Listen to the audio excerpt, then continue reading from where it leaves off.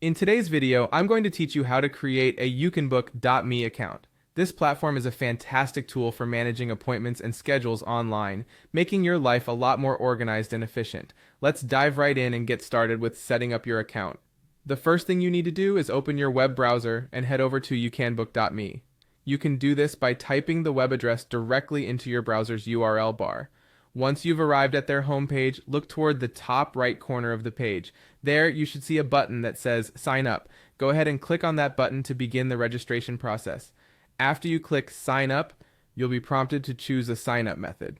YouCanBook.me offers several ways to create an account, so choose the one that's most convenient for you. For this tutorial, we're going to sign up using a Google account, which makes things pretty straightforward since it links directly to your existing Google credentials. Go ahead and click on the option to sign up with your Google account. If you're not already signed in to your Google account, you'll be prompted to do so. Enter your Google email and password, and for security purposes, it's possible you will be asked for a verification code. This code is normally sent to your registered mobile device or email for added security. So check your device or inbox and input the verification code when prompted to proceed. Once that's done, the next step is creating a password for your youcanbook.me account. Make sure to choose a password that is both strong and memorable. A strong password typically includes a mix of uppercase and lowercase letters, numbers, and special characters. After typing in your chosen password, you'll need to confirm it by entering it again. This extra step ensures that there aren't any typos and that you remember the password you've set.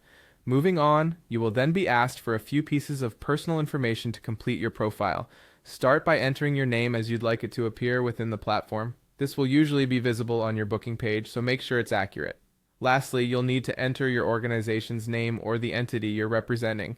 This could be your company, business, or any organization you're affiliated with that people might schedule appointments with. And that's it. You've successfully created a youcanbook.me account.